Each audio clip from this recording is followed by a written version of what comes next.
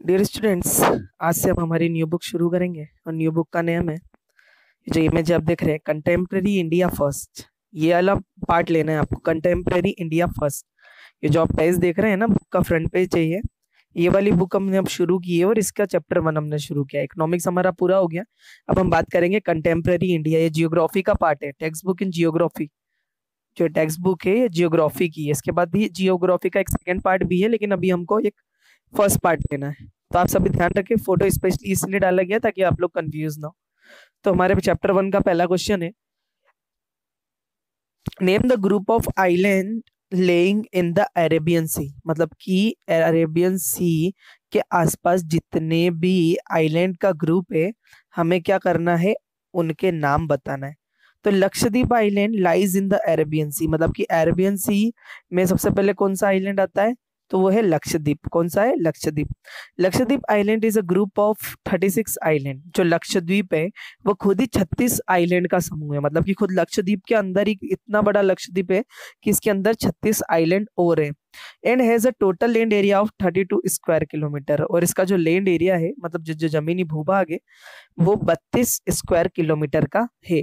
तो contemporary India हमारा book का नाम है और उसका चैप्टर 1 जो है हमारा, उसकी हमने आज शुरुआत की है।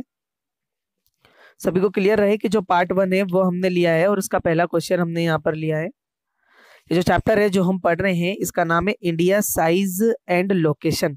मतलब कि भारत का जो आकार है और लोकेशन जो स्थिति है वो। तो ये पहला क्वेश्चन हमारा कंप्लीट हुआ। Name the group of island lying in in the Arabian sea. तो लक्षद्वीप है, उसके अंदर खुद 36 आइलैंड है और 32 किलोमीटर उसकी टोटल जो है उसका एरिया है। अब हम बात करेंगे हमारे नेक्स्ट क्वेश्चन की। नेक्स्ट क्वेश्चन है आपके सामने, name the countries which are larger than India. मतलब कि ऐसे देशों का नाम बताना है कि उनके वो बड़े हैं, मतलब भारत से। The following countries are larger in the size than India.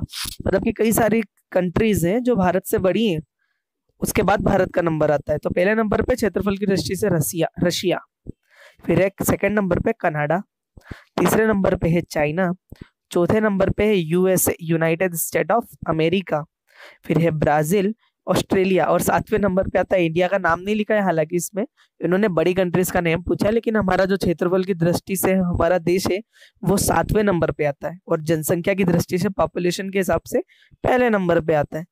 तो क्लियर हो गया कि भारत से जो भौगोलिक अगर देखा जाए तो साइज के मामले में भी जो 6 कंट्रियां हैं वो भारत से बड़ी है, जिनका आकार, जिनका क्षेत्र भारत से बड़ा है। Russia, Canada, China, USA, Brazil और ऑस्ट्रेलिया। ये हमारा सेकंड क्वेश्चन यहाँ पर कंप्लीट हुआ। अब हम बात करेंगे थर्ड क्वेश्चन की। थर्ड क्वेश्चन है, which island countries are our southern neighbours. मतलब कि हमारे दक्षिणी पड़ोसी कंट्री कौन कौन सी है। तो इंडिया साउथर्न नाइबर्स आर, जो भारत के दक्षिणी पड़ोसी देश हैं वो है श्रीलंका पहला, एंड मालदीव्स। श्रीलंका और मालदीव हमारे पड़ोसी देश हैं। India shares smooth ties with both. Bharat ने दोनों से स्मूथ मतलब कि अच्छे संबंध बना रखे हैं। Sri Lanka and Maldives and many Indian travellers visit Sri Lanka and Maldives every year. अगर देखा जाए तो भारत से कई सारे यात्री श्रीलंका और मालदीव में क्या करने जाते हैं, घूमने के लिए जाते हैं। मतलब भारत से हर साल मतलब कई सारे यात्री, कई सारे लोग मालदीव और श्रीलंका में जाते हैं। किसने के लिए, किस लिए, घूमने के लिए। और इन दक्षिणी देश हैं यहाँ हमारे मालदीव और श्रीलंका, और जिनसे हमारे देश के बहुत ही अच्छे संबंध हैं। तो इसमें अगर हम कह सकते हैं कि जो हमारे दक्षिणी देश है मालदीव और श्रीलंका है, और यहाँ हर साल जो है यात्री मालदीव और श्रीलंका घूमने जाते हैं, और इन दोनों देशों से भारत के, मतलब हमारे देश के बहुत अच्छे संबंध हैं। अब हम बात करेंगे नेक्स्ट क्वेश्चन की। तो नेक्स्ट क्वेश्चन है जो बड़ा है दूसरे क्वेश्चन की कंपेयर में, the central location of India at the head of the Indian ocean is considered of great significance. अगर सेंट्रल लोकेशन देखी जाए भारत की, तो इंडियन ओशियन सबका हेड है और उसकी एक मतलब बहुत ज्यादा महत्वपूर्णता है, एक महत्व है, वो क्यों है? तो location of India at the head of the Indian ocean is consider significant because अगर देखा जाए तो इंडियन ओशियन ही इंडिया का, मतलब इंडिया साइड से हेड है, उसकी जो महत्व है या उसकी जो मतलब कंसीडर उसको किया गया है वो इस प्रकार से। India has got the strategic advantage because of the trans India ocean routes that connect to western Europe countries with the countries of east Asia.